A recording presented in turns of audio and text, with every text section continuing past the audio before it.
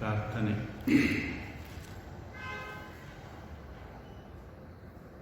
ಓಂ ವಸುದೇವಸುತಂ ದೇವಂ ಕಂಸಚಾಣೂರಮರ್ದನಂ ದೇವಕೀ ಪರಮಾನಂದಂ ಕೃಷ್ಣಂ ವಂದೇ ಜಗದ್ಗುರುಂ. ಮೂಕಂ ಕರೋತಿ ವಾಚಾಲಂ ಪಂಗುಂ ಲಂಘಯತೆ ಗಿರಿಂ ಯತ್ಕೃಪಾತಮಹಂ ವಂದೇ ಪರಮಾನಂದಮಾಧವಂ.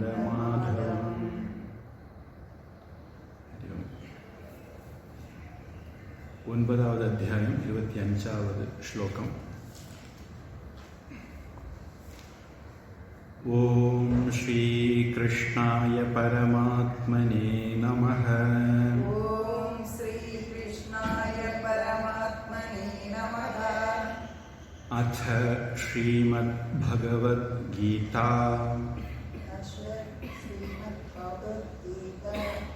அத நவமோऽध्यायः. श्रीभगवानुवाच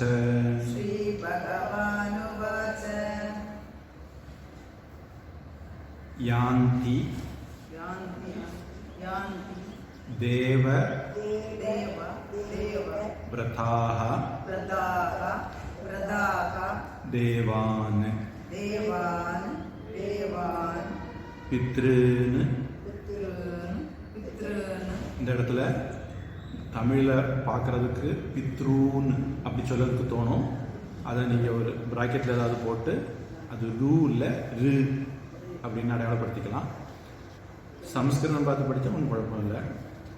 அது திரு அந்த சொல்ல வேண்டிய எழுத்து ஊ, ஆனால் உதட்டு விரித்து சொல்லணும் பித்ருன்னு. தமிழில் கூட நான் சொல்லியிருப்பேன்னு நினைக்கிறேன். குற்றியல் உகரம் அப்படிங்கிறத நம்ம அந்த மாதிரி தான் சொல்லுவோம். பசு பசு சொல்ல மாட்டோம், பசு. அது மாதிரி பித்ருன்னு யாந்தி பித்ரு விரதாஹ பூதானி யாந்தி பூத இஜ்யாஹ யாந்தி மத் யாஜினஹ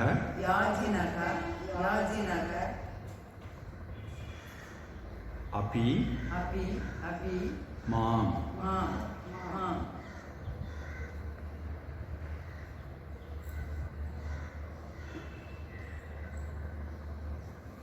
இதில் யாந்தி அப்படிங்கிறது நம்ம சம்ஸ்கிருத கிளாஸில் பார்த்தது மாதிரி இந்தின்னு முடியுது.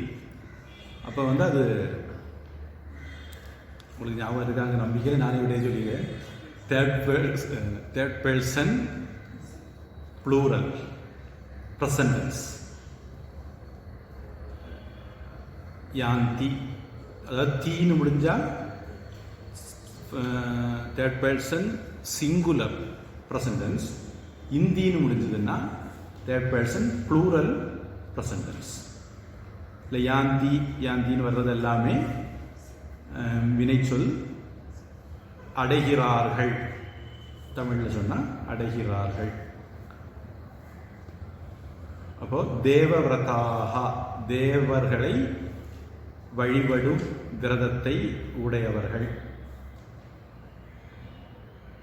தேவர்களிடம் பக்தி செலுத்தும் வழக்கத்தை உடையவர்கள்.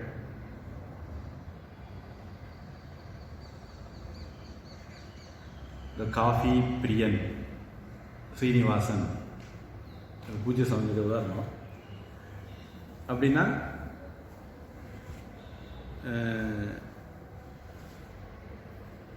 இந்த காஃபி ஸ்ரீனிவாசன் ஒரு ஆளுக்கு பேர் காஃபி ஸ்ரீனிவாசன்.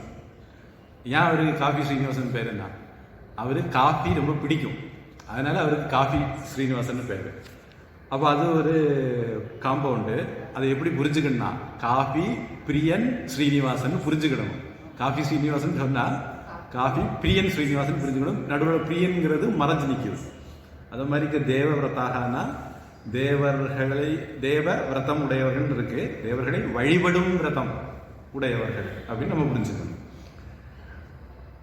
தேவர்களை வழிபடும் விரதம் உடையவர்கள், அது தேவ விரதாக அந்த விசர்க்கம் உண்டு. அது ஆகா விசர்க்கம் மறைஞ்சிடும் பல சமயங்களில். இங்கேயும் அது மாதிரி அது மறைஞ்சிடும். நம்ம தனியாக சொல்லும்போது சொல்லுவோம், சேர்த்து சொல்லும்போது சொல்ல மாட்டோம். அதனால நீங்கள் அந்த விசர்க்கம் போட்டு பிராக்கெட்டில் வேணா போட்டு வச்சுக்கலாம் உங்களுக்கு அடையாளத்துக்கு. தேவான், தேவான்னா தேவர்களை. போன தடவை சம்ஸ்கிருத வகுப்பில் ஒரு விஷயம் சொல்லணும்னு நினச்சேன், மறந்துட்டேன்னு நினைக்கிறேன். இல்லை இப்போ தேவான் வந்திருக்கு, தேவர்களை. இது வந்து ஆண்பால் ப்ளூரல், அதாவது புல்லிங்கம் பகுவச்சனம். இந்த புல்லிங்கத்துக்கும் நபும்சக லிங்கத்துக்கும் ஒரு நா மட்டும்தான் வித்தியாசம். புல் லிங்கம் அப்படின்னா ஆண்பால், ந பும் லிங்கம் அப்படிங்கிறது நபும்சக லிங்கம்னு வருது. ஆண் அல்லாத அப்படின்னு அர்த்தம் சம்ஸ்கிருதத்தில். நீங்கள் சம்ஸ்கிருதம் படிக்கிறதுல கூட புல்லிங்கம் ஸ்ரீலிங்கம் ரெண்டும் ரொம்ப வித்தியாசமாக இருக்கும். ஆனால் புல்லிங்கமும் நபும்சக லிங்கத்துக்கும் அவ்வளோ வித்தியாசம் இருக்காது. அதாவது முதல் 2 வேற்றுமை, அப்புறம் 8வது வேற்றுமை, இந்த 3ல் மட்டும்தான் சின்ன வித்தியாசம் இருக்கும். பொதுவாக 1வது வேற்றுமை தெரியும்னா 8வது வேற்றுமை படித்தது மாதிரி. இப்போ ராமக ராமோ ராமாஹா ஒன்று தெரியும், ஹே ராம ஹே ராமோ ஹே ராமாஹா, ஹே மட்டும் கூட சேர்த்தா போதும். எழுதும்போது சேர்க்க மாட்டாங்க, நம்ம புரிஞ்சுக்கிறதுக்காக வேண்டி ஹே கூப்பிடுறாங்கங்கிற அடையாளத்துக்கு நம்ம சேர்த்துக்கிறோம், அவ்வளோதான். அப்போ 1, 8 பொதுவாக எல்லா விபக்தியிலையுமே ஆண்பாலோ பெண்பாலோ எல்லாத்துலேயுமே ஒரே மாதிரி தான் வரும். 2 நபும்சலிங்கத்துக்கும் புல்லிங்கத்துக்கும் ஒரு சின்ன வித்தியாசம் இருக்கும். ஒரு உதாரணத்துக்கு ராமக ராமோ ராமாஹா, 2 வந்து ராமம் ராமௌ ராமானு, அதான் இங்கே தேவானு. சரியா? செகண்ட்ங்கிறது கர்மா ஆப்ஜெக்ட், அதனால இங்கே தேவானு அப்படின்னு இருக்கு. ராமான்னு அது மாதிரி தேவானு. இப்போ இதுவே அகாராந்த நபும்சகலிங்கமாக இருந்தால் முதல் உள்ளது வனம் வனே வனானின்னு வரும், 2வது உள்ளதும் வனம் வனே வனானி தான் வரும். அதாவது நபும்சகலிங்கத்தில் முதல் வரி உங்களுக்கு தெரியும்னா 2வது வரி படிக்க வேண்டாம். சம்ஸ்கிருதம் படிக்க ரொம்ப ஈஸி. ஆண்பால் படிச்சிட்டிங்கன்னா புல்லிங்கம் படிச்சிட்டிங்கன்னா அதில் முதல் 2 வரியும் 8வது வரியும் மட்டும் விட்டுக்கிட்டு மீதி எல்லாத்தையும் நபும்சகலிங்கத்தில் அதே மாதிரி எழுதிடலாம். நபும்சகலிங்கத்திலேயே நீங்கள் முதல் வரி படிச்சீங்கன்னா அதே மாதிரி தான் 2வது வரி எழுதணும், அதுக்கு அதே மாதிரி தான் 8வது வரி எழுதணும். அதனால முதல் வரி மட்டும்தான் மாறி இருக்கு, அது மட்டும் நீங்கள் படிச்சா போதும். இது போல உலகத்தில் ஒரு ஈஸியான பாஷை உண்டா? கிடையாது. அதனால இது ஒரு புல்லிங்கம் நபும்சகலிங்கம். அதில் ஒரு ந மட்டும்தான் பேர்லையும் மாற்றம், மற்றபடி விபக்திகள்லையும் சின்ன வித்தியாசம் தான் உண்டு. 2 ஒரே மாதிரி இருக்கும். இப்போ இந்த இடத்துல தேவான் அப்படிங்கிறது தேவர்களை அப்படின்னு நான் சொல்கிறேன், சொல்கிறேன். ஏன்னா அது கர்மா ஆப்ஜெக்ட் அப்படிங்கிறதுனால. அப்போ தேவர்களை வழிபடுபவர்கள் தேவர்களை அடைகிறார்கள். வினை சொல் கொண்டு வரோம், யாந்தி அடைகிறார்கள். அப்போ அடுத்த வாக்கியம் நீங்களே அமைச்சிடலாம் இல்லையா? நீங்க அமைச்சு சொல்லுங்க பார்ப்போம். முதல்ல நான் தேவவிரதாக தேவானு யாந்தி, தேவர்களை வழிபடுபவர்கள் தேவர்களை அடைகிறார்கள். இப்ப அடுத்தது நீங்க சம்ஸ்கிருத வாக்கியத்தில் அமைச்சிருக்கோம். பித்ருவிரதாக பித்ருன்னு யாந்தி, முடிஞ்சு போய் சம்ஸ்கிருத சென்டென்ஸ். சம்ஸ்கிருதம் படிச்சிருக்கு. பித்ருவிரதாக பித்ருக்களை வழிபடுபவர்கள், வழிபடும் வழக்கம், விரதம்ங்கிறது வழக்கம்னு எடுத்துக்கலாம். விரதம் உடையவர்கள், வழிபடக்கூடிய விரதம் உடையவர்கள் பித்ருக்களை யாந்தி அடைகிறார்கள். அவ்வளவுதான், முடிஞ்சு. அடுத்தது பூதேஜ்யாக. அந்த இதுலையும் பூதேஜ்யாக இது உண்டு, விசர்க்கம் உண்டு. அது நம்ம சொல்லக்கூடிய விதத்தை பொறுத்து உச்சரிப்போம், அந்த உச்சரிக்காம விட்டுருவோம். பூத இஜ்யாக சேரும்போது பூதேஜ்யாக, பூதங்களை வழிபடுபவர்கள். அடுத்தது பூதானி, நான் சொன்னேன் வனம் வனானி ப்ளூரல், பூதானி பூதங்களை, யாந்தி அடைகிறார்கள், பூதங்களை வழிபவர்கள் பூதங்களை அடைகிறார்கள். அடுத்தது இந்த இடத்துல மத்யாஜினக என்னை வழிபடுவது, யஜனம் யஜ்ஞம் யாகம் அதுல இருந்து வர்றது அந்த யஜனம்ங்கிறது, எஜ்ல இருந்து தான் யாகம் யஜ்ஞம் இந்த வார்த்தை எல்லாமே வருது. இப்போ மத் யாஜினகன்னா என்னை வழிபடுவார்கள், மாம் என்னை, யாந்தி அடைகிறார்கள். அப்போ மத்யாஜினக மாம் யாந்தி. இந்த இடத்துல ஒரு பகவான் ஒரு சின்ன வேலை செய்யிருக்காரு. முதல்ல உள்ளதெல்லாம் இதை வழிபடுவது, இதை அடைகிறார்கள், இதை வழிபடுவது, இதை அடைகிறார்கள். இதுல வந்து கூட ஒரு எக்ஸ்ட்ரா ஒரு வார்த்தை இருக்கு. என்ன வார்த்தை இருக்கு?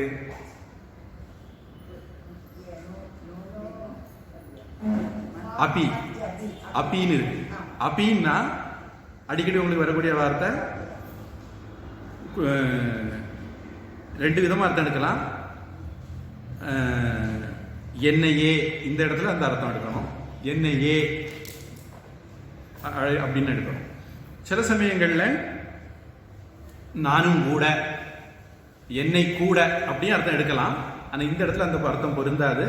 இந்த இடத்துல ஏவ என்னையே அப்படின்னு எடுக்கணும். அப்போ அதை வழிபடக்கூடியவங்க அதை அடைகிறாங்க. என்னை வழிபடக்கூடியவர்கள் என்னையே என்னை அடைகிறார்கள் சொல்லல, என்னையே அடைகிறார்கள் அப்படிங்கிறாரு. அப்போ கண்டிப்பா என்னை அடைகிறார்கள் ஒரு அர்த்தம், என்ன தவிர வேற யாரையும் அடைய மாட்டாங்கிறது இன்னொரு அர்த்தம். ரெண்டு இதுவும் வருது. எவ்வளவு எளிமையா சம்ஸ்கிருதம் இருக்கு பார்த்தீங்களா? ஆமா, இப்படி ஒருக்க படிச்சிட்டீங்கன்னா அதுக்கு பிறகு உங்களுக்கு அந்த ஸ்லோகத்தை சொல்லும் போதே மனசுக்குள்ள அர்த்தம் ஓடிட்டு இருக்கும்.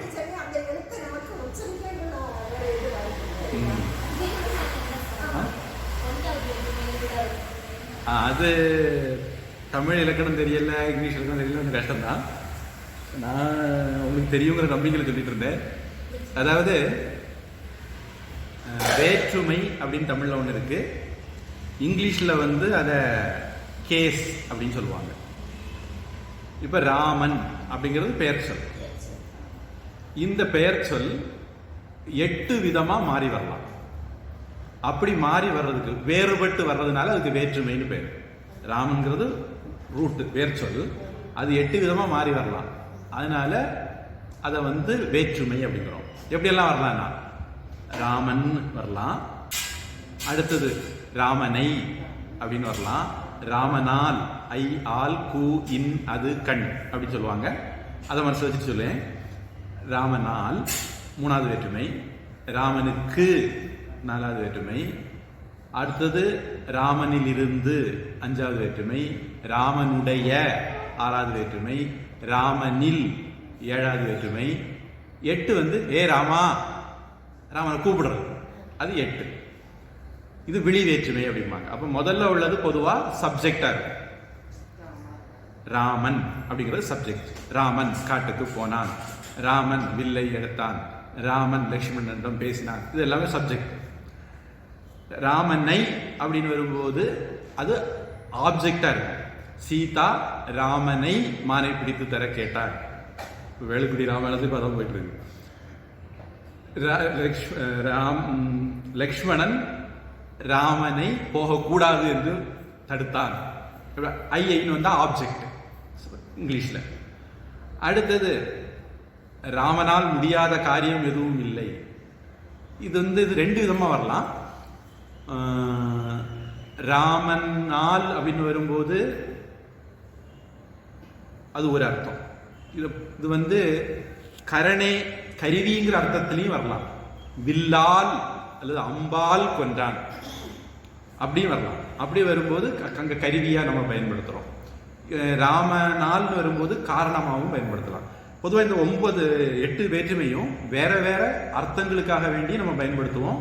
மெயின் அர்த்தம்னு ஒன்று இருக்கும், துணை அர்த்தங்கள் நிறைய இருக்கு. நான் வந்து சொன்னேன் ராமன்னா சப்ஜெக்ட்னு சொன்னேன், அது மெயின். இது எழுவாய் அப்படிங்கிறது மெயின் அர்த்தம் தான். ராமனைங்கிறது ஆப்ஜெக்ட், அது வந்து மெயின் மட்டும்தான். இது போக பல விதங்கள்லையும் அதை நம்ம பயன்படுத்தலாம். இப்படி பண்றது தமிழ்ல வேற்றுமைன்னு சொல்லுவோம். இங்கிலீஷ்ல அதை நான் நாய் talk அப்படிமே nominative accusative, instrumental, dative, அப்லேட்டிவ், ஏழாவது உள்ளது ஜெனிட்டிவ் அப்படிம்பாங்க. இதில் ஆறாவது உள்ளது பொசசிவ் அப்படின்னு சொல்லுவோம். ஆக்சுவலாக பகவத்கீதையில் பிரம்மார்ப்பண மந்திரத்தை புரிஞ்சுக்கிறதுல இதுக்கு ஒரு முக்கிய, இந்த டீட்டெயிலுக்கு ஒரு முக்கிய பங்கு இருக்கு. இந்த டேட்டிவ் அப்படிங்கிறத பொதுவாக நம்ம உடைமை பொருளை தான் பயன்படுத்துவோம். அப்போ இந்த மீதி உள்ளதுக்கு காரகம்னு பேர் சம்ஸ்கிருதத்தில். 1, 2, 3, 4, 5, 7 இவ்வளவுத்துக்கும் காரகம்னு பேர். ஏன் அப்படின்னா கிரு அப்படின்னா செயல், நெகி நெகிரு ரக்ஷதி டுக்ரின்ஸ் கரணே பகவத்கீதையில் வந்து இல்லையா. கிரு அப்படின்னா செய்கிறதுன்னு அர்த்தம். அதில் இருந்து தான் கர்மம் இந்த மாதிரி வார்த்தைகள்லாம் வருது. இந்த செயலோட இந்த 6ம் சம்பந்தப்படும். இப்போ ஒரு உதாரணத்துக்கு போனான், அப்போ நீங்க கேள்வி கேட்கணும், யாரு போனான்? ராமன் போனான். அப்ப சப்ஜெக்ட் கிடைச்சிடும். யாரோடு போனான்? லக்ஷ்மணனோடு போனான். அப்போ 3வது இது வந்துடும். அல்லது எப்படி போனான்? கால்களால் போனான் அப்படின்னாலும் 3வது வந்துடும். இனி எங்க போனான்? அப்ப காட்டிற்கு 4வது வந்துடும். எங்கிருந்து போனான்? அயோத்தியாவில் இருந்து. அப்ப 5வது வந்துடும். அடுத்தது எதில் போனான்? தேரில் போனான் அப்படின்னு சொன்னோம்னா, சொல்லலாம் போல, தேரில் போனான்னு சொன்னோம்னா வெஹிக்கிள், அது 7வது வேற்றுமை, அது வந்துட்டது. இப்படி இந்த வினை சொல்ல வச்சுக்கிட்டு நாம கேள்வி கேட்கறதுக்கு சின்டாக்ஸ்ன்னு இங்கிலீஷ்ல பேர். பொதுவாக நம்ம இதை ரொம்ப முக்கியமாக எங்க பயன்படுத்துவோம்னா இந்த பாடல்களில் பயன்படுத்துவோம். ஒரு பாடலை புரிஞ்சுக்கிடணும்னா அங்க சுக்குமி லகுதி இப்படின்னு என்ன அங்கங்கே செதறி கிடக்கும் வார்த்தைகள். கவிதைனா வார்த்தைகள் செதறி கிடக்கும், வாக்கிய அமைப்பில் இருக்காது. செய்யுளுக்கும் பொயட்ரிக்கும் உரைநடைக்கு என்ன வித்தியாசம், ரிக்குக்கும் எஜுசுக்கும் என்ன வித்தியாசம்னா, வாக்கியங்கள் முதல்ல சப்ஜெக்ட், அடுத்தது நமக்கு ஆப்ஜெக்ட், அடுத்தது வெர்பு. இது நம்ம இந்திய பாஷைகளுடைய பாணி. இங்கிலீஷ்ல SVC subject, verb, object, SVO அல்லது சி காம்ப்ளிமெண்ட் அப்படி எடுத்துக்கலாம். எஸ்விஓ அல்லது எஸ்விசி, இது இங்கிலீஷுடைய ஸ்டைல். இப்போ இப்படி ஒரு வாக்கியம் பேச்சு வழக்கில் அமையும் அப்படிங்கிறத சின்டாக்ஸ் மூலமாக நாம என்ன செய்யுள்ள இருந்து எடுத்துக்கொண்டு வருவோம். செய்யுள் செதறி கிடக்கும். இப்போ ஒரு உதாரணத்துக்கு இங்க பாருங்க, யாந்தி அடைகிறார்கள், அடுத்தது தேவவிரதாக, அடுத்தது தேவானு. நம்ம இது வாக்கியமா அமைச்சா என்ன ஆகும்? தேவவிரதாக தேவானு யாந்தி, பித்ருவிரதாக பித்ருன்னு யாந்தி. இது சென்டென்ஸை நம்ம மாத்துறோம். இப்படி மாத்துற போது இதுக்கு சமஸ்கிருதத்துல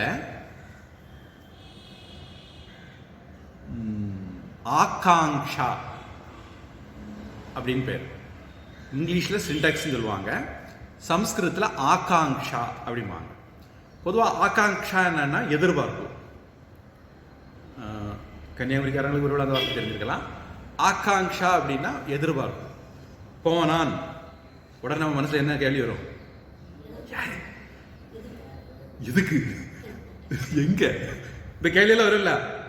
அந்த கேள்வியை நம்ம கேட்ட உடனே, அந்த எதிர்பார்ப்புகள் கொண்ட அந்த கேள்விகளை கேட்ட உடனே நமக்கு அடுத்தடுத்த வார்த்தைகள் கிடைக்கும்.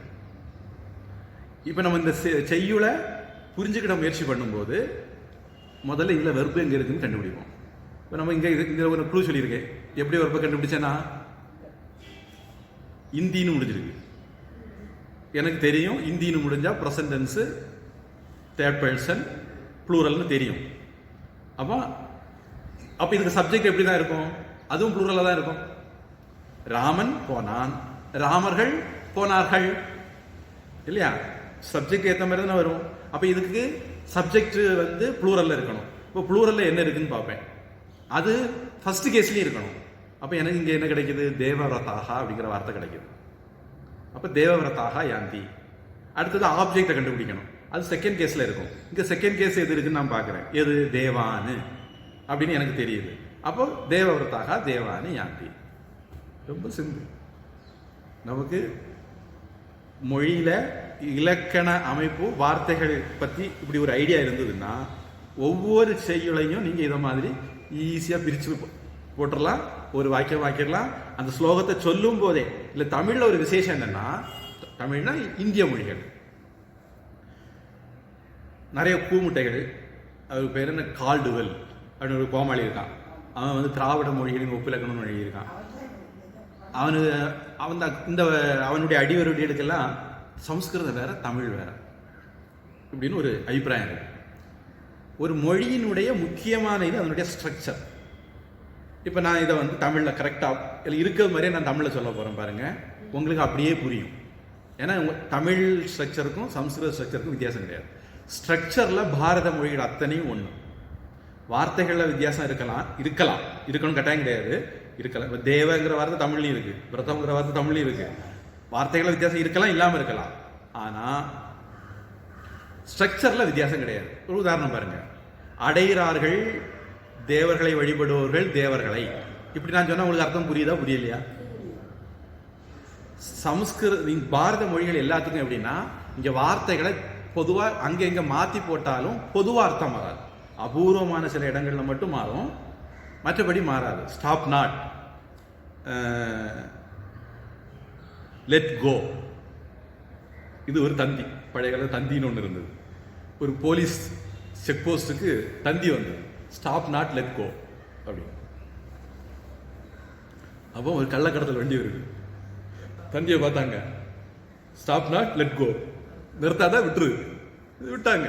மந்திரி வண்டியா இருக்கும் அதனால அப்படி போட்டிருக்காங்க போல இருக்கு அப்படின்னு விட்டாங்க. அதுக்கப்புறம் பின்னாடி போலீஸ் வண்டி வருது, வந்து ஏய் பிடிச்சி வச்ச வண்டி எங்க அப்படின்னு. இல்லை நீங்க நிறுத்தாத அனுப்பி விட்டுருந்தான்னு போட்டிருந்தீங்க அப்படின்னு.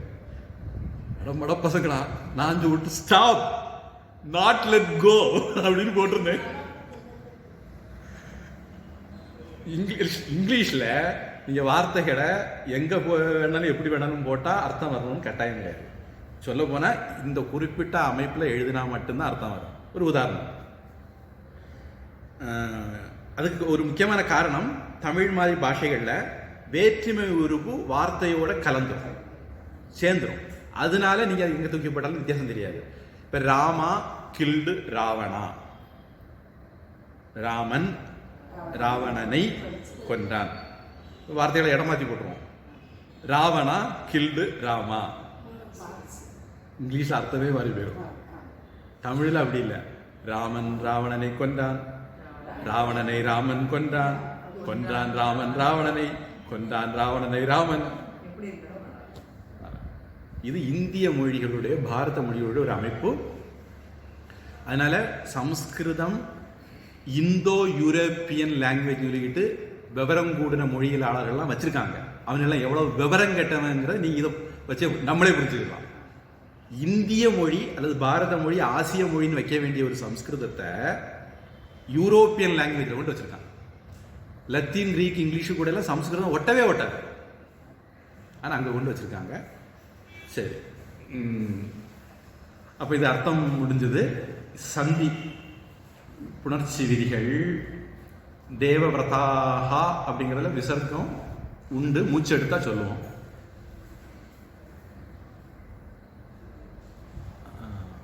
அது அந்த மேலே சாமி இருப்பாங்க.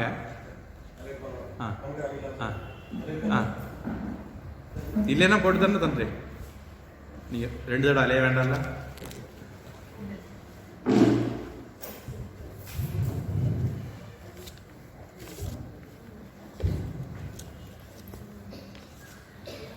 நான் கவனிக்கல, கிளாஸுக்கு யாரோ வந்துருக்காரு.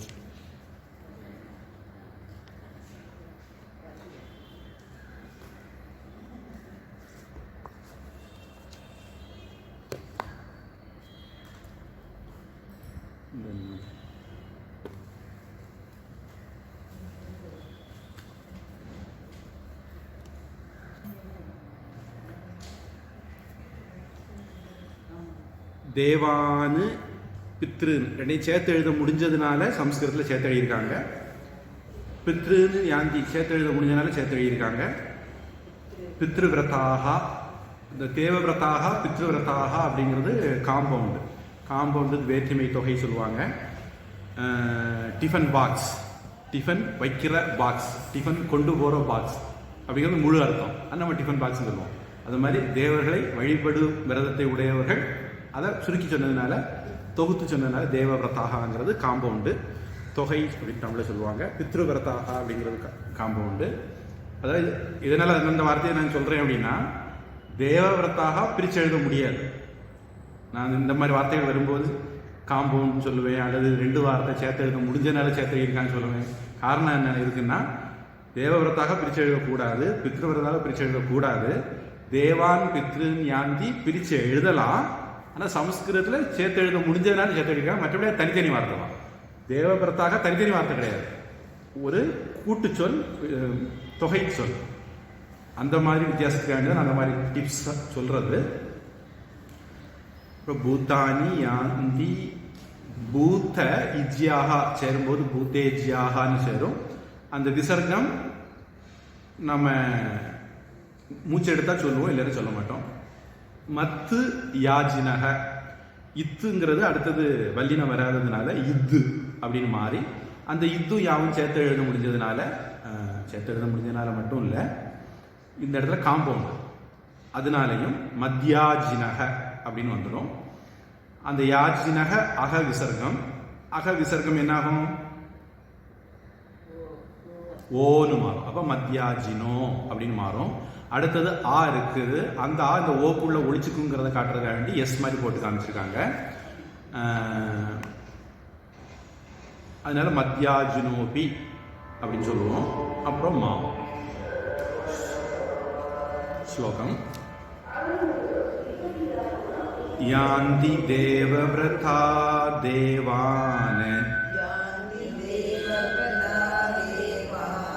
யாந்தி தேவவ்ரதா தேவான், பித்ருன் யாந்தி பித்ருவ்ரதாः, பித்ருன் யாந்தி பித்ருவ்ரதாः. இந்த இடத்துல பித்ரு அப்படின்னு பித்ரு அப்படின்னு சொல்ல மாட்டோம். பித்ரு திரு, இத்ரு இல்ல திரு. அந்த வித்தியாசம் தமிழ்ல உங்களுக்கு அந்த வித்தியாசம் தெரியாது, சமஸ்கிருதத்தை பார்த்தா மட்டும்தான் தெரியும். அது திரு அதுதான் அங்க இருக்க வார்த்தையே தவிர இத்ரு இல்லை. அதனால நம்ம அதை சொல்லும் போது அந்த ஒரு கவனம் இருக்கணும். உயிரை எழுத்த நம்ம உச்சரிக்கிறோம். பூதானி யாந்தி பூதேஜ்யாஹ,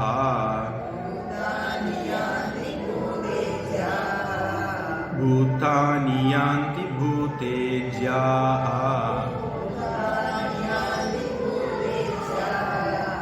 யாந்தி மத்யாஜினோபி மாம், யாந்தி மத்யாஜினோபி மாம், யாந்தி தேவவ்ரதா தேவான், பித்ருன் யாந்தி பித்ருவ்ரதாः,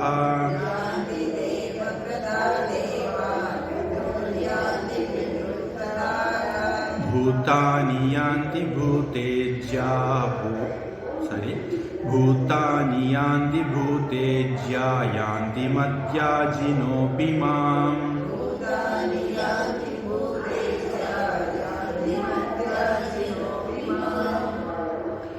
இந்த இடத்துல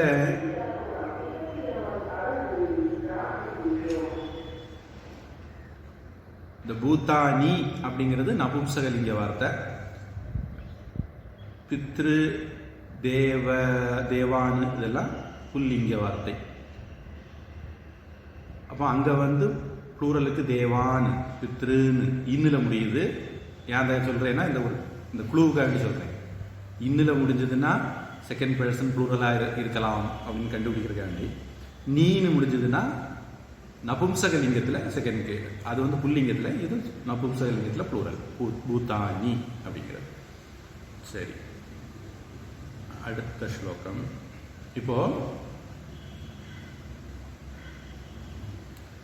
மற்ற நீதான் பகவான், நீதான் எல்லாம், ஒன்றை தவிர வேற எதுவும் இல்லை, இப்படியெல்லாம் தெரிஞ்சு வழிபட்டா சரி. அதை பற்றி இதுக்கு முன்னாடி சொல்லியிருந்தாரு, நான் தான் எல்லாம் அப்படின்னு. அப்படி இல்லாம வேற வேற இதை மனுஷங்க வழிபடுறாங்களே அப்படின்னா, அவங்க எப்படி எப்படி நினைச்சு வழிபடுறாங்களோ அந்தந்த பலனை தான் அடைவாங்க. அதுக்கு தகுந்த பலன் தான் அவங்க அடைவாங்க.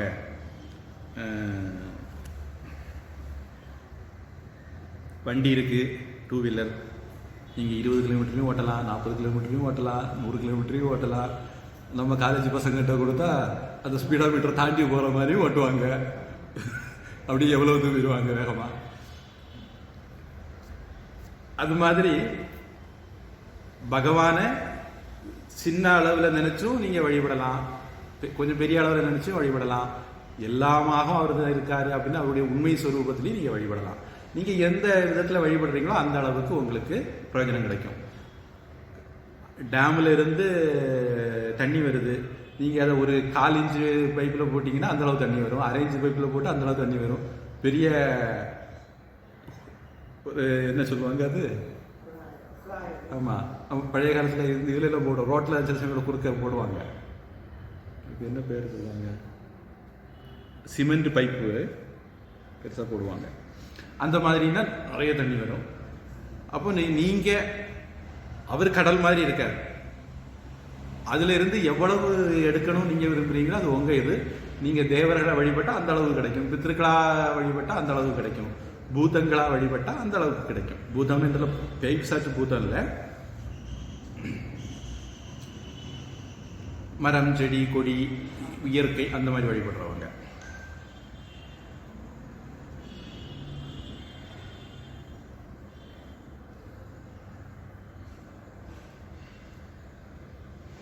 என்ன வழிபட்டா எல்லாம் கிடைக்கும் ஏற்கனவே சொன்னார்.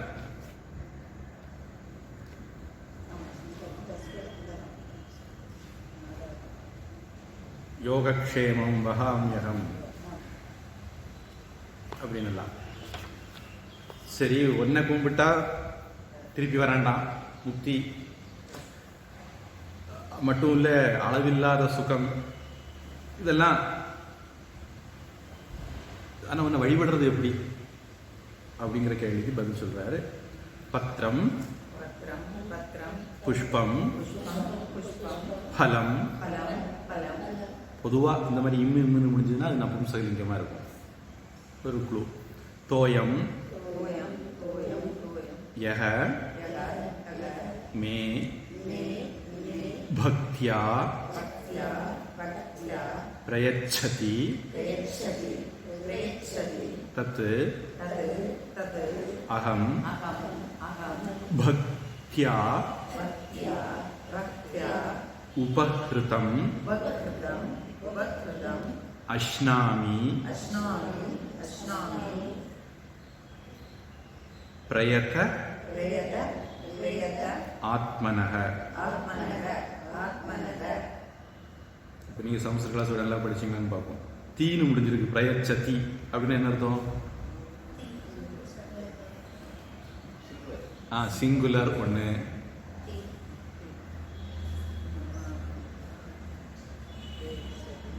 Third person present tense. அடுத்தது மீ, அதுவும் நான் ஏற்கனவே சொல்லியிருக்கேன் சமஸ்கிருத கிளாஸ்லேயே. ரெண்டு அஷ்னாமி அப்படின்னு முடிஞ்சிருக்கு. அது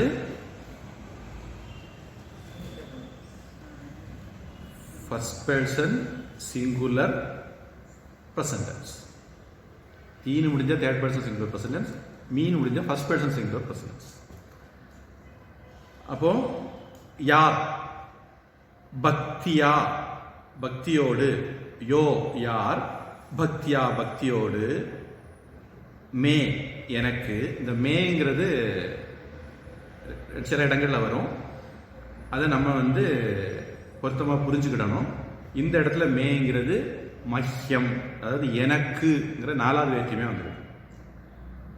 இந்த மேங்கிறது 2-3 விபக்தியில வரலாம். இந்த இடத்துல 4வது வேற்றுமை. அப்போ எனக்கு பிரயச்சதிங்கிற வார்த்தை அதை அப்படியே அர்த்தம் கொண்டு வந்துடும், தருகிறார்கள் அப்படிங்கிறதுனால. பிரயச்சதி தருகிறாரோ தருகிறார்களோ, களோ இல்லை தருகிறாரோ, சிங்குலர் தான், தருகிறாரோ யாரு பக்தியா எனக்கு தருகிறாரோ, எதை பத்திரம் இலையோ புஷ்பம். இதில் வந்து நான் சொன்னேன் போன ஸ்லோகத்தில் நபும்சக லிங்கத்தில் 1 2 ஒரே மாதிரி இருக்கும் இல்லையா. இந்த இடத்துல யஹ சப்ஜெக்ட் வந்தாச்சு. அப்போ இனிமேல் வர வேண்டியது ஆப்ஜெக்ட் தான் வரணும். அப்போ இங்கே இதெல்லாமே என்னது செகண்ட் கேஸ் அப்படின்னு நம்ம முடிச்சுக்கலாம். எதை பத்திரத்தை இலையை, புஷ்பம் பூவை, பழம் பழத்தை, தோயம் தண்ணியை. இந்த ஐன்னு ஏஞ்சாக்கே அப்போ தான் அந்த சப்ஜெக்டுக்கு ஆப்ஜெக்ட் வந்து சேரும். இதை தருகிறார்களோ தது அதை, அகம் நான், எப்படி தந்திருக்காங்க, பக்தியா பிரயச்சதி, பக்தியாட்டு கொடுத்துருக்கான். பக்தி உபகிருதம், நான் அது பிரித்து சொல்லும்போது ஒரு சின்ன தப்பு பண்ணேன்னு நினைக்கிறேன். இல்லை சரிதான், பக்தியா உபகிருதம், பக்தியோடு தந்தது. இதில் வந்து உபகிருதம் தா வந்திருக்கு. தா வந்தா என்னதுன்னு போன கிளாஸ்ல தான் சொன்னேன், முன்னாடி பல கிளாஸ்ல சொன்னேன், போன கிளாஸ்ல ஸ்பெஷலாக சொன்னேன். தா வந்திருக்கு. அப்போ என்னவா இருக்கும், சுப்த அப்படின்னு ஒரு வார்த்தை பார்த்தோம் சம்ஸ்கிருதத்தில், நிறைய பார்த்தோம், இது ஒன்று பார்த்தோம். அதாவது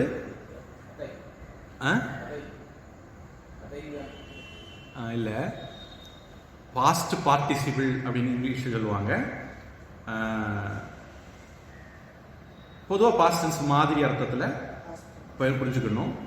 உபகிருதம் அப்படின்னா தரப்பட்டதை அப்படின்னு, தரப்பட்டது பாஸ்ட் டென்ஸ், தந்தது அந்த அர்த்தத்தில் புரிஞ்சுக்கணும். நமக்கு அங்கே என்ன வந்ததுன்னா சுப்த உறங்கினவன் அப்படின்னு நான் சொன்னேன். அந்த தா அப்படிங்கிறது வந்ததுன்னா நிறைய சொன்னேன், நிறைய வந்திருக்கவும் செய்ததுன்னு நினைக்கிறேன். அந்த அந்த இதில் வந்து வந்தது எல்லாமே அப்படிதான் வந்தது. ஆப்த ஆப்தக அடைந்தவர், சுப்தக உறங்குகிறவர், திருப்திகி சமாப்தம், இது எல்லாமே தாத்தான்னு முடிகிறது தான். எல்லாமே பாஸ்ட் பார்ட்டிசிபிள்ல இருந்து வரக்கூடிய பெயர் சொற்கள். அது மாதிரி இங்கே உபகிருதம் தரப்பட்டதை, தந்ததை, அளித்ததை. பிரயதாத்மனக, பிரயத்த ஆத்மனக தூய்மையான மனசோட, ஆத்மான இந்த இடத்துல மனசுன்னு எடுத்துக்கிறோம். பிரயத்த ஆத்மான தூய்மையான மனசோட தந்ததை அஷ்னாமி நான் வந்து சந்தோஷமா ஏற்றுக்கிறேன். அஷ்னாமி உண்ணுதல் அப்படின்னும் உண்டு. நான் கன்னியாகுமரி மாவட்டத்தில் இதை கேட்டிருக்கிறேன் சில பேர் சொல்லி. அசனம், இன்னைக்கு கோவிலில் அசனம் இருக்கு. எனக்கு ஐயா வழிக்காரங்க அதையும் சொல்லுவாங்களோன்னு நினைக்கிறேன். அந்த அசனம்ங்கிறது சம்ஸ்கிருத வார்த்தை, சாப்பிட்றதுன்னு அர்த்தம். அதுலேருந்து சாப்பாட்டையும் குறிக்கலாம். அதுலேருந்து அஷ்னாமிங்கிற இந்த வினை சொல்லுவது. அசனம் சொல்ல மாட்டாங்க. ஆமா, அயனம், அயன வீடு. இல்லை இந்த ஜோசியத்தில் இதை வந்து அயன சயன போகம் சொல்லுவாங்க. அசன சயன போகம் தான் வார்த்தை. ஜோசியத்துல அயன சயன போகம் தான் சொல்லுவாங்க. அதாவது சாப்பாட்டு தூக்கம், இந்த 2 யோகமும் இருக்கா இல்லையா. ஜாதகத்தில் 12வது பாவம் சரியில்லைன்னா அந்த அளவுக்கு ஒழுங்கா சாப்பாடும் கிடைக்காது, ஒழுங்கா தூக்கம் இருக்காது, நிம்மதி இல்லாத ஒரு இதாக இருக்கும். ஆமா, 12வது, அதாவது வயசானவங்களுக்கு அது வேற கதை. பிறந்ததுல இருந்து அந்த அளவுக்கு சாப்பாடு ஒரு லெவல் இருக்காது, தூக்கம் ஒரு இது இருக்காது. அயன சயன போகம் அப்படி சொல்லுவாங்க.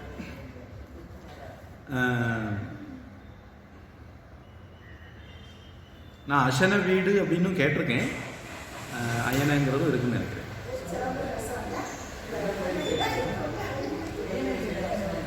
திருநெல்வேலி சைடு அசனமா? சரி.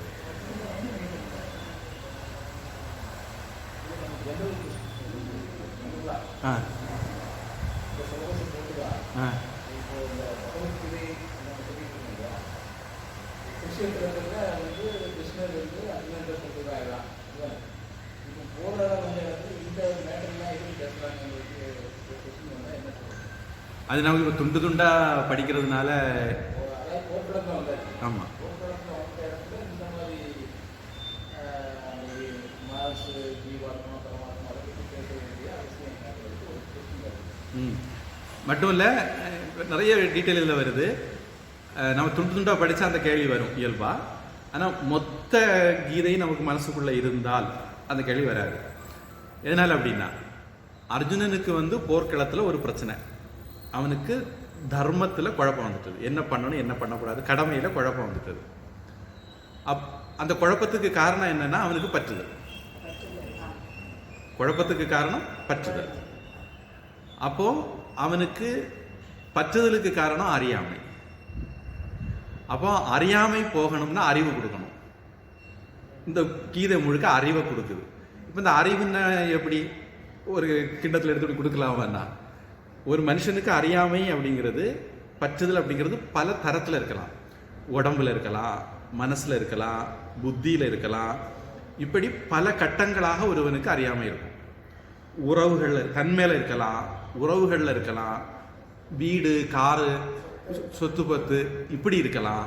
இப்படி இந்த பற்றுதலுடைய வீரியம் பல ரேஞ்சிலையும் இருக்கலாம்.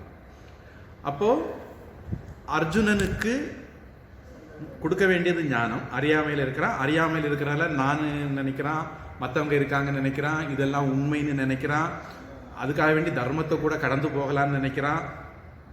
இப்படியெல்லாம் நினைக்கிறவனுக்கு ஞான தெளிவு கொடுக்கணும் அப்படிங்கிறது நோக்கம். அதுக்காக வேண்டி உபதேசம் ஆரம்பிக்குது. அந்த உபதேசத்தில் அவர் வந்து இப்போ அர்ஜுனனுக்கு இந்த 11வது அத்தியாயம் வரைக்கும் என்ன நிலைமைனா, கிருஷ்ணன் தானே ஒரு ஃப்ரெண்ட்ஸ் தானே. 11வது அத்தியாயத்துலாம் சொல்லலாம், அட்டடா தெரியாமல் இல்லை சொல்லிட்டேன், ஹே கிருஷ்ண ஹே யாதவ ஹே சகேது, ஒன்று இப்படிலாம் ரொம்ப சீப்பாக பேசிட்டேனே, மன்னிச்சுக்கப்பா. எப்படி பிரிய பிரியாயாக அசிதேவ சோடும் பிதைவ புத்திரஸ்ய சகைவ சக்கியு, அப்பா பிள்ளையை பொறுத்துக்கிறது மாதிரி, ஃப்ரெண்டை பொறுத்துக்கிறது மாதிரி, காதலியை பொறுத்துக்கிறது மாதிரி இன்னும் பொறுத்துக்கோ, இப்படிலாம் ஒன்று கூப்பிட்டுட்டேன் அப்படின்னு 11வது அத்தியாயத்தில் பகவான் சொல்கிறார், அர்ஜுனன் சொல்கிறான்.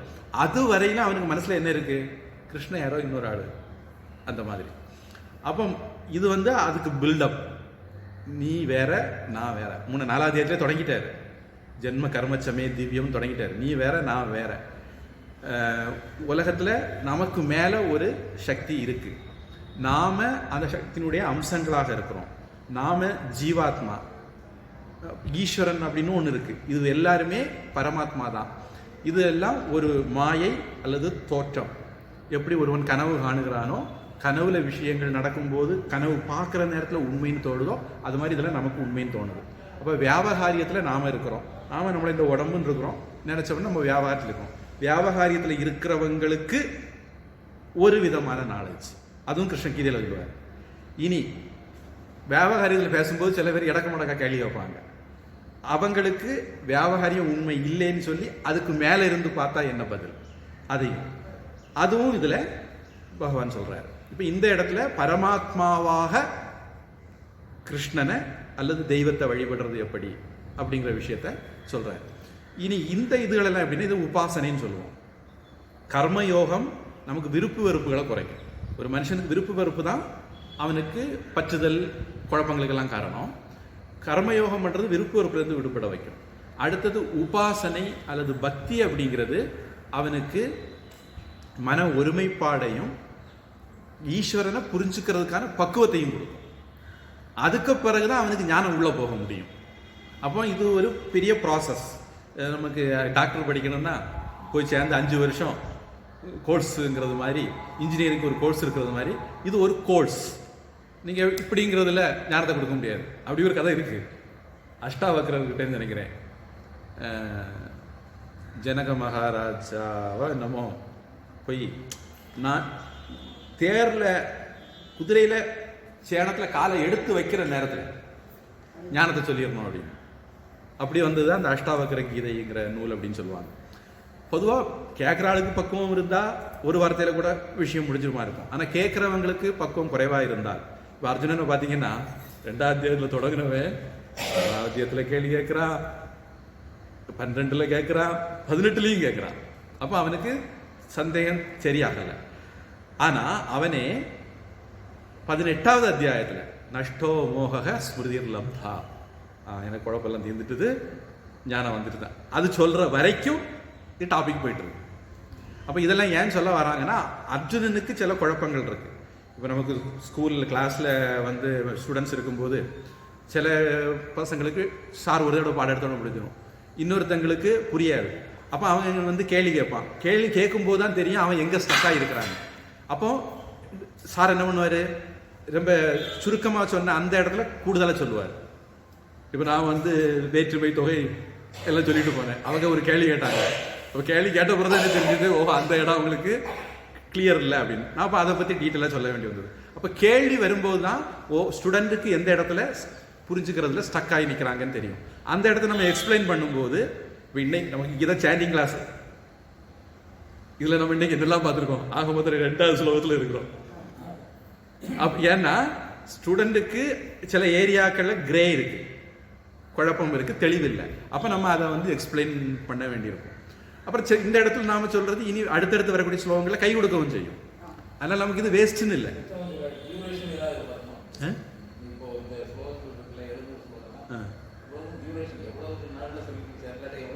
பொதுவாக நம்ம படித்தாலே, எனக்கு தெரிஞ்சு ஒரு சாமி எங்க கூட படித்தவர் 1/2 மணிக்கூர்லையோ என்னோ படிச்சு முடிச்சார் 700. அப்படி ராக்கெட் வேகத்தில் போயிருக்காரு. அவரு கூட இன்னொரு சுவாமி 2 பேரும் சேர்த்து போயிருக்காங்க. அவ்வளவு இல்லாட்டாலும் ஒரு நிதானமான வேகத்தில் படித்தா கூட 3-3.5 மணி நேரத்தில் படித்து முடிச்சிடலாம். இது ஒன்று.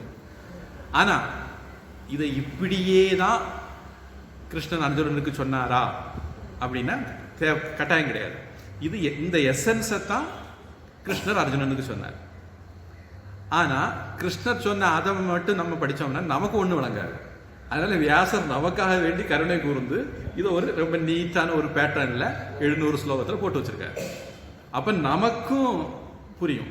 ஆனா இதை படிச்சாலும் நமக்கு புரியலைங்கிறதுனால ஆதிசங்கரர் மாதிரி பட்டவங்க வந்து பாஷ்யம் எழுதியிருக்காங்க.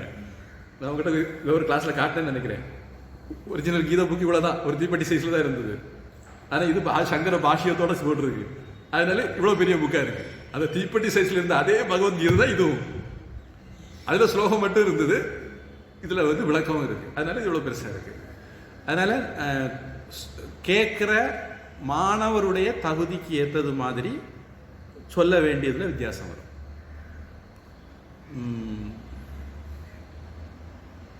இப்படி ஒரு கதையும் சொல்லுவாங்க. ஆக்சுவலி நம்ம டைம் தாண்டி தான் போயிட்டு இருக்கோம். பிரம்மாட்ட உபதேசத்துக்கு போனாங்களாம் மனிதர்கள், தேவர்கள், அசுரர்கள் எல்லாரும். பிரம்மா தா அப்படின்னாராம். உடனே மனுஷங்க நினைச்சாங்களாம், நமக்கு வந்து சரியான சுக்குச்சட்டிகள், 5 பைசா எடுத்துன்னு கொடுக்க மாட்டோம். கரிமின்னா கரிமி, அப்படிப்பட்ட கரிமிகள் நம்ம. அதனால பிரம்மா இப்படி கரிமியா இருக்காத, அடுத்தவங்களுக்கு கொடு அப்படின்னு சொல்லியிருக்காரு போல இருக்கு. அதான் அவருடைய உபதேசம் போல இருக்கு. தானம், அதுதான் பிரம்மாவுடைய உபதேசம் அப்படின்னு நினைச்சுக்கிட்டாங்களாம். அசுரர்கள் நம்ம வந்து ஒரு தயையே இல்லாம இருக்கோம், இரக்கமே இல்லாம இருக்கோம். அதனால பிரம்மா கொஞ்சம் தயையோட இருக்கப்பா அப்படின்னு தயைன்னு சொல்லியிருக்காரு, தயா அப்படின்னு சொல்லியிருக்காரு. அப்படி அவங்க பிடிச்சுக்கிட்டாங்களாம். தேவர்கள் ரொம்ப சுகபோகமா இருக்காதுங்கடா, கொஞ்சம் அடக்க ஒடுக்கமா இருங்க, தமம், கொஞ்சம் அடக்கத்தோட இருங்க அப்படின்னு சொன்னாரு, புரிச்சுக்கிட்டாங்களாம். இது வந்து பிரம்மா ஒரு வார்த்தை தா அப்படின்னு சொன்னாரு. அவங்க அவங்க அவங்க அவங்க பக்குவத்தில் இருந்து புரிஞ்சுக்கிட்டாங்க. இப்போ நம்ம கிளாஸ் நடத்தும் போது நீங்க எங்க உங்க பக்குவத்துக்கு புரிஞ்சுக்கிட்டுன்னு சொல்லி கிளாஸை நடத்திட்டு போக முடியாது. வேதாந்தம் வரும்போது, தத்துவம் வரும்போது உங்க சௌகரியத்தை நீங்க புரிஞ்சுக்குங்க அப்படின்னு சொல்ல முடியாது. அப்படி சொன்னா என்ன ஆகும்? துஷ்யந்த் ஸ்ரீதர் வந்து சொல்லுவாரு, ராமர் பிறந்து 7000 வருஷம் தான் ஆச்சும்பாரு. அவங்க சௌகரியத்துக்கு புரிஞ்சு இந்த மாதிரி குழப்பம்லாம் வரும். வால்மீகி தெளிவா சொல்லுவாரு. அவருக்கு அதெல்லாம் காத்துல பறக்க விட்டுக்கிட்டு ராமர் பிறந்து 7000 வருஷம் தான் ஆச்சு. எப்படி கணக்கு போட்ட? இப்படி 10,100 வருஷம் ஏதோ கணக்கு. தச சகசிராணி தசசதானி, ஆமா 10,100 வருஷம்னு வால்மீகியில இருக்க அப்படின்னா அது உங்களுக்கு தெரியாதா? மகாபாரதத்துல பீமன் சொல்லியிருக்கான், ஒரு நாளில் ஒரு வருஷம் தான். அதனால் நீங்கள் இப்போ 10,100ன்னா டேட்டு கணக்கு போட்டுக்குங்க, 30 வருஷம் வரும். ராமர் 30 வருஷம் தான் இருந்தார். சரி, அப்போ ராமர் 12 வயசுல கல்யாணத்துக்கு போனாரா? 12ஆம் நாளில் கல்யாணத்துக்கு போனாரா? அவர் 25 வயசுல காட்டில் இருந்தாருன்னு சீதை சொல்ல, அப்போ 25ஆவது நாளில் காட்டுக்கு போனாரா? 10 மாசம் இலங்கையில் இருந்தாங்க, 14 வருஷம் வனவாசத்தில் இருந்தாங்க, 14 நாள் தான் இருந்தாரா? இது முறையாக குருவிட்ட படிக்காம கப்போல கல்பிதம் வாங்க. 2 விதமா அர்த்தம் எடுக்கலாம். கப்போலம்னா மண்டை ஓடுன்னு அர்த்தம் எடுத்துக்கிட்டா, அதை கப்பால கல்பிதம் சொன்னா மண்டை ஓடு, மண்டை ஓடு சிந்திக்குது, மூளை சிந்திக்கல, மண்டை ஓடு சிந்திக்குது கோளாறு. இல்லை கப்போலன்னு சொன்னா கண்ணம் அப்படின்னு எடுத்தாலும் முறைப்படி பரம்பரையில படிக்காம வரும்போது இந்த மாதிரி குளறுபடி வரும். போதுமான அவகாசமும் கொடுக்கணும். இப்போ போய் நான் 1 வருஷம் படித்தேன், 2 வருஷம் படித்தேன், எல்லாம் புரிஞ்சுட்டு அப்படின்னு என்ன சொல்ல முடியாது. இந்திரனுக்கே இது இன்னொரு கதை. விரோச்சனன் இந்திரன் 2 பேரும் பிரம்மாட்ட போனாங்களாம் உபதேசம் கேட்கறது. நான் யார் அப்படின்னு கேள்வி கேட்கறதுக்காண்டி. பிரம்மா சொன்னாரு, உங்க மோரக்கட்டையை பாருங்க, கண்ணாடியிலையோ தண்ணியிலையோ, இந்த காலத்துல தண்ணி இருந்திருக்கும், கண்ணாடியில தண்ணியிலையோ பாருங்க, அதில் எது தெரியுதோ அதான் நீங்க அப்படின்னு. அதுக்கு முன்னாடி முதல்ல 36 வருஷம் பிரம்மச்சரியம் இருக்க சொன்னார். 36 வருஷம் பிரம்மச்சரியம் இருந்ததுனால தாடி எல்லாம் வளர்ந்து எடுத்து இருந்தது. போய் பார்த்தாங்க, அசுர ராஜா விரோச்சனன், நான் நினைக்கிறேன் பிரகலாதன் பேரன் அந்த மாதிரி வரும்னு நினைக்கிறேன். அந்த ஒரு விரோச்சனன் தானே தெரியாது, ஆனால் பேர் விரோச்சனன் தான். அவன் பார்த்தான், ஓய் நான் இதானா, போயிட்டான், திருப்பி வரவே இல்லை. இந்திரன் போய் பார்த்தான், பார்த்துக்கிட்டு அப்புறம் ஷேவெல்லாம் பண்ணிக்கிட்டு மறுபடியும் போய் பார்த்தான். முதல்ல பார்த்ததுக்கு போவதுக்கு வித்தியாசம் இருந்தது. அப்போ பிரம்மதேவர் ஒரிஜினலாக இதைத்தான் சொன்னார் அப்படின்னு சொல்லிட்டு ஒரு சந்தேகம் வந்துச்சு. திருப்பி பிரம்மாட்ட அது எனக்கு நான் யாருன்னு திருப்பி இருக்க பாடம் எடுங்க அப்படின்னு. அதில் பிரம்மதேவர் சரி மறுபடியும் 36 வருஷம் பிரம்மச்சரியம் இரு அப்படின்னாரு. அடுத்தது மறுபடி இதை மாதிரி உபதேசம் பண்ணார். அவனுக்கு புரியலை, குழப்பம் இருந்தது. திருப்பி உபதேசம் கேட்டான். திருப்பி 36 வருஷம்னாரு. இப்படியே 36 4 36 வருஷம், 3 நினைக்கிறேன், சுமார் 108வது வருஷம். அப்பந்தான் இந்திரனுக்கு உண்மையிலே பிரம்மா என்ன நினைச்சு சொன்னார் அப்படிங்கிறது புரிஞ்சுது. அப்புறம் பிரம்ம ஞானத்தோட அவன் இந்திரனுக்கே அவ்வளோ டைம் எடுத்தது போனாங்க அப்படின்னு. இப்போ இந்த மாதிரி அதிகாரி பேதம் எல்லாம் இருக்கிறதுனால நாம் முறைப்படி படிக்கவும் வேணும், புரிகிற வரைக்கும் படிக்கவும் வேணும். இந்த மாதிரி விஷயங்களை நம்ம மனசில் வச்சுக்கணும். சில பேருக்கு முதல்ல புரிஞ்சிடலாம், சில பேருக்கு 10 தடவை பொறுத்து புரியலாம். அதனால் நம்ம புரிகிற வரைக்கும் படிக்கணும். தலைவலிக்கு மாத்திரை சாப்பிட்றோம், எது வரைக்கும் சாப்பிடணும்னா தலைவலி தீர்ற வரைக்கும் சாப்பிடணும். அது மாதிரி ஒரு விஷயத்தை நம்ம படிக்க வந்துட்டோம்னா புரிகிற வரைக்கும் படிக்கணும். குருவுக்கும் பொறுமை இருக்கணும், நமக்கும் பொறுமை இருக்கணும். பிரம்மாவுக்கும் பொறுமை இருந்தது, இந்திரனுக்கும் பொறுமை இருந்தது. அது மாதிரி நமக்கும் இருந்ததுன்னா நம்மளும் கற்றுக்கிடலாம்.